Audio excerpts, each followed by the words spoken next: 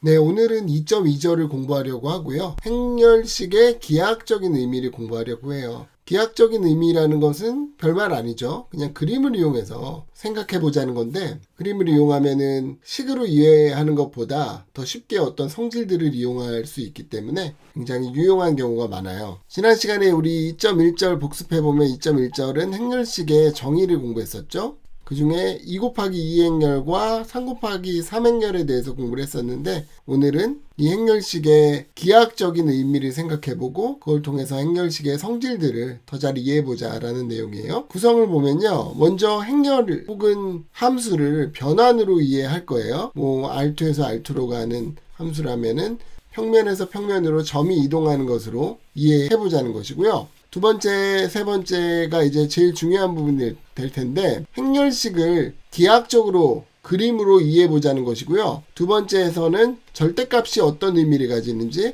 세 번째는 부호가 어떤 의미를 가지는지를 이해해보자는 것이고요. 네 번째에서는 n차 행렬식으로 확장을 해보자는 이야기예요. 즉 n 곱하기 n 행렬에 대해서로 확장을 시켜보자는 것이고, 그것에 대한 행렬식의 여러 가지 성질들에 대해서 연수 문제를 주고 있어요.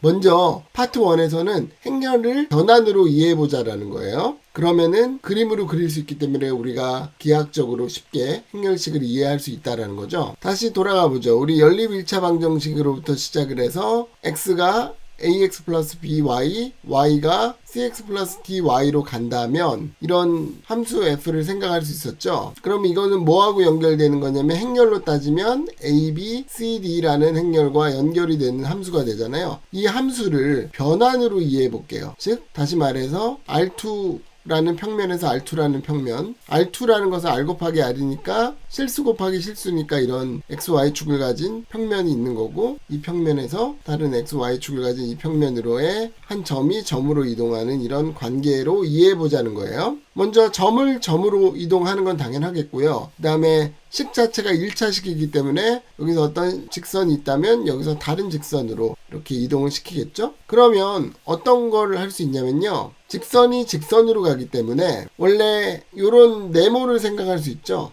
길이가 1인 이런 정사각형을 생각할 수 있어요. 그래서 이 정사각형이 어떻게 가느냐를 한번 보자는 거예요. 이 정사각형의 꼭지점들은 이 4점이잖아요. 0,0, 1,0, 1,1, 0,1 이렇게 되죠. 이 꼭지점으로 하는 정사각형은 여기 어딘가로 이동을 하겠죠. 그건 어딘가로 이동을 하냐면 A, B, C, D라는 행렬에 의해서 x, y가 이동을 해서 이것이 x 다시 y 다시라는 새로운 점으로 이동할 테니까 대입해보면 00, 10 이런 거 대입해보면 이렇게 4점으로 이동을 한다는 것을 알 수 있고요. 그림을 그려보면 파란색 평행사변형으로 이동한다는 것을 알 수 있어요. 그러면 이제 이 그림을 이용해서 행렬식의 의미를 이해해 볼 거예요. 첫 번째 파트 2에서는 행렬식의 절대값이 어떤 의미를 가지느냐는 것을 생각해 볼게요. 실제로 ABCD라는 행렬로 나타내는 변화는 넓이가 1인 정사각형을 아까 파란색 평행사변형으로 옮겼잖아요.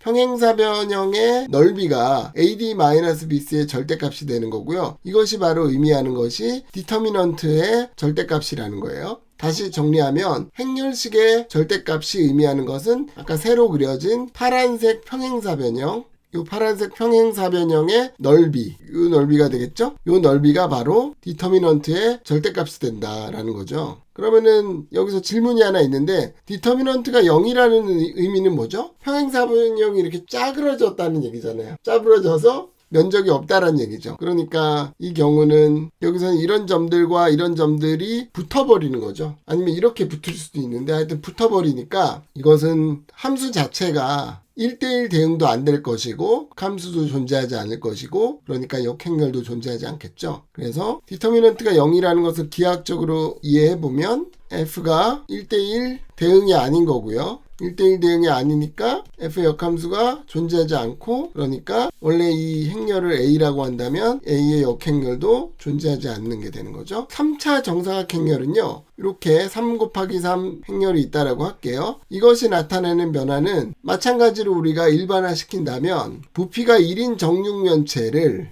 3차는 사실 이런 거죠. x, y, z 이런 3차원 공간상에 있는 점이 한 점으로 가는 거죠. 여기서는 뭐를 움직이겠어요? 이렇게 길이가 1인 정육면체를 이동하겠죠. 이 정육면체의 부피가 뭔가 여기서도 뭔가 이런 모양의 다른 육면체로 이동을 하게 되겠죠? 그랬을 때 이 새로운 육면체의 부피가 바로 디터미넌트의 절대값이 된다는 거예요. 이 안에 있는 내용은 디터미넌트, 즉 행렬식이었고요. 이것의 절대값이 바로 이렇게 생긴 새로운 육면체의 부피가 된다는 것이죠. 그게 기하학적인 의미예요. 그러면 n차 정사각 행렬도 생각해 볼 수 있는데요. 이것은 A라는 행렬이 n 곱하기 n 행렬이라고 할게요. 그러면 이런 열 벡터들을 생각할 수 있어요. 그래서 이것의 이름을 V1, 얘를 V2, 얘를 VN이라고 붙일게요. 이거 오타예요.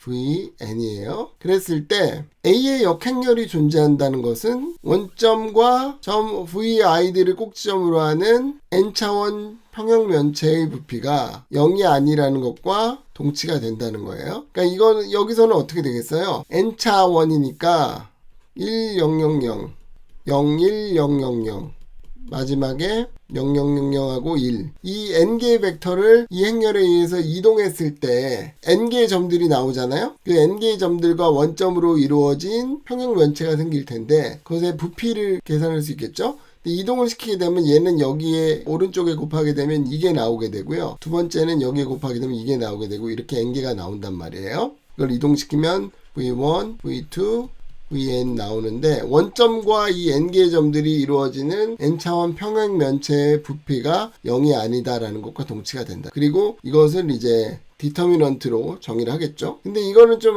약간 애매한 게 n차 정사각 행렬에 대한 디터미넌트, 행렬식을 우리가 아직 정의를 안 했잖아요. 이거는 이것을 정의하기 위해서 정의할 내용들이 좀 많기 때문에 이 책에서는 2.3절에서 정의를 하거든요. 그래서 약간 여러분들이 헷갈릴 수 있을 텐데 정의는 2.3절에 되지만 기본적인 성질은 이렇게 될 거다라는 것을 우리가 유추할 수 있겠죠. 네, 그래서 이렇게 행렬식의 절대값에 대한 내용을 마칠게요.